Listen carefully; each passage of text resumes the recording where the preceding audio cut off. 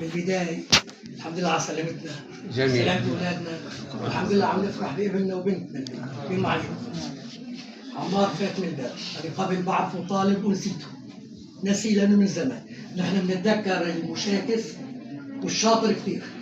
عمار ما تذكرت. لا من هذول لا من هذول. يعني في إيجابية بالحكي. خير الأمور. فعمار فات من الباب.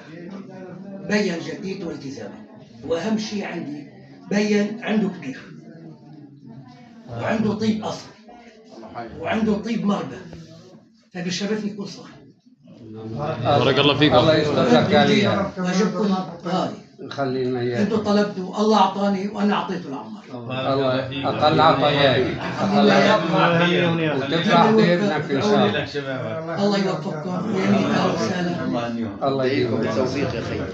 يا استاذ اخي والله يعني انا بحكي باذن الله الواقع، سواء كان ابن اختي ولا الحي ولا ابنها.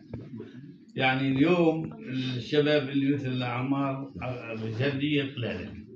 الادب، الادب، العلم، القضيه، كل عمره شيء 50 سنه، هو عمره شيء حوالي 23 تقريبا. العمر كله. على شلون؟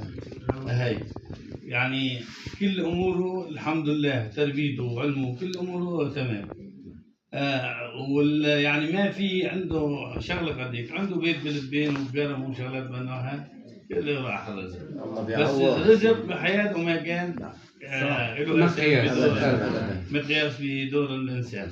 الله يخلي لنا اياك، يخلي لنا اياك. الله يوفقك. يا اخي بالنسبه لأخينا كمان الفاضل لك بتسهيل امور الزواج، وكمان عم تبني على حياته كمان ونعمه كبيره علينا كالمحافظه. الواحد بنتنا بتاخذ ابننا، يعني كمان هذه نعمه كبيره بتضلها هون. وبتصور في شيء لبرا من بيتها على بيتنا. الله اكيد اكيد. الله يوفقك. الله يوفقك. الله يتم يجعل سماع على خير وهنيه. تمام على خير شيخ. الله يخلي لنا اياك وللجميع. اهلا وسهلا بالجميع. والله مايل. والله محييكم على كيس خير فلان. احنا ترددنا على البيت، بيت كله طيب، كله اخلاق، بيت علم. وطلبنا ايد الصبي لخي عمار، وبملاء العطاء غانمين. من اهله. ومثل ما تفضل هو طالب سهل، وان شاء الله نكون كلياتنا عند حسن ظنكم. وعقبال العواز الجميع ان شاء الله ما يخلى من بيت حدا. يعني بعتبر يعني عددنا نحن عائلتنا يعني بحكم الظرف شتتت شوي مثل باقي القرى كلياتها وتوزعت على مستوى المحافظه. فبنعتذر عن الحضور لانه كل واحد عنده ظروفه الخاصه. نتمنى التوفيق للجميع، والله يهنيهم وعقبال دعواتكم ان شاء الله.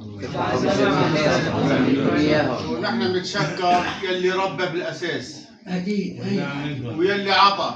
الله يوفقك. وانا بقول كلمتين اثنين، بقول الطيب فيكم اساس، وبطموحي نداره، ياتيك شيئا يا ظن العين ملاش، وعقب الكرامه ما تنوض التجاره، بدك على اصحابها تكون فتاش، الاولى وجدان حزم الطهاره، صدق صميم وراعي الكذب ما عاش، والثاني فتح شبابيك دارك ولا تدرك الا الاصيل ولو كنت كالناس، والثالث غلاي مفوح بهاره وعيب على اليوم نجدك ما غناش.